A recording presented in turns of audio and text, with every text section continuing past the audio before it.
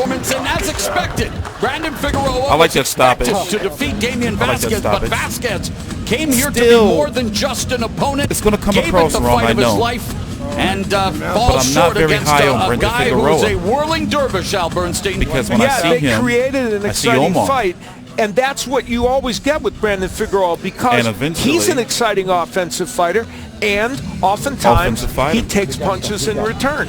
And that's exactly what happened here this evening. And Damian Vazquez Subscribe. gave probably his best performance as a pro, which is what made this into an exciting fight. And an appropriate stoppage. Damn. Give him a sip of water.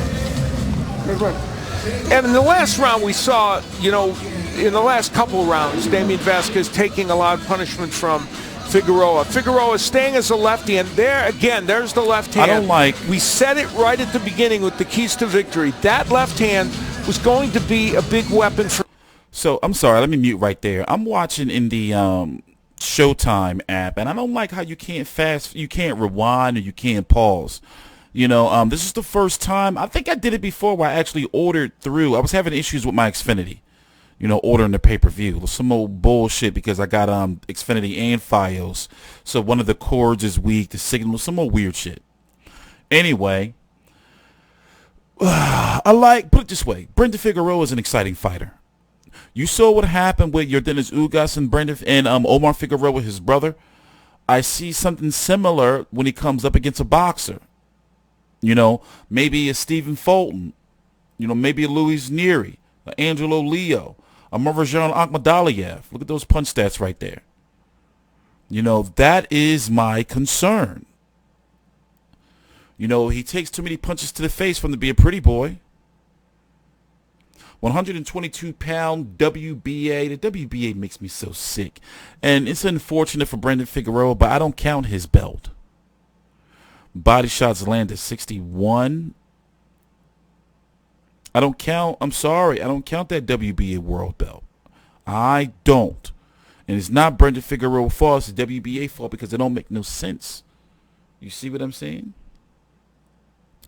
When you look at the 122-pound and 118 guys that could possibly move to 122, when you look at those, you know, and 126, those divisions for PBC, for example, 126, 122, PBC has, oh, let's listen in. PBC has Ray Vargas. Did you know that? He has a broken leg, though. The WBA Super Bantamweight Champion of the World, Brandon, the Heartbreaker Figueroa. I like the pacing of this pay-per-view. Heartbreaker is a show stats record breaker at 122, and Brandon Figueroa holds on to his 122-pound belt here tonight in the second of our 5 championship affairs.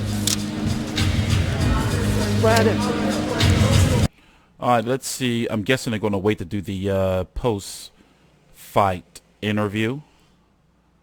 Left hands, and most of them came from the left-handed stance of Figueroa. The straight left hands, that one was toward the end of this fight, and he just kept using his jab as kind of a rangefinder and getting those straight left hands in. It was a recurring theme, and in watching video of Vazquez, you knew that was the punch he was susceptible to. He'd been hit with it before. Payano had done it, and Figueroa was able to do it here, even doubling there with the left hand. A battering ram for a jab from... Normally, I would have, if it wasn't Showtime, whose parent company is CBS, if it wasn't for, you know, that, I would have, like, some more in-depth highlights for you. But they be on my ass. You know, CBS, like, for some reason, like, every year I go through this shit with them. That it'll be cool for, like, 3-4 months. And then, but I know with a pay-per-view like this, especially with a lot of people talking about they're going to stream and illegally and everything, I'm going to be like a, what is it, like a casualty of war because they think everybody's doing it. Steve Farhood's card was 88-83, only giving Vazquez rounds number, fight was stopped in round 10, rounds number 6 and 7. So as I was saying, looking at the 122-pound division, now these are fighters that are over there on the PBC banner that I know of as it stands right now, off the top of my head. Fulton, Leo, Roman is now over there. Reece Salim is over there, right? Brandon Figueroa, of course, Ray Vargas, Louis Nery, just off the top of my head.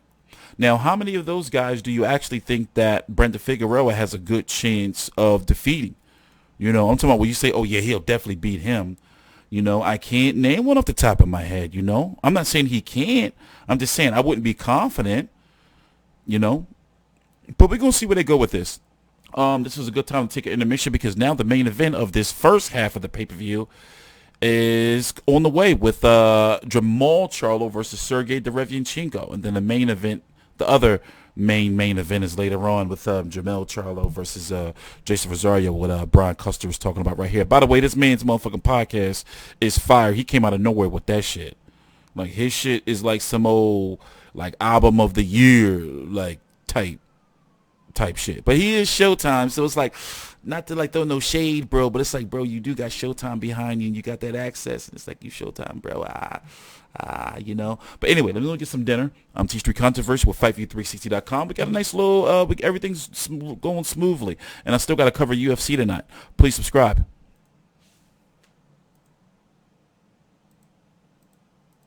Growing up in Houston for Jamal Charlo has always been love. I mean, when you say Houston, you think boxing, you think Texas, you know the Charlo.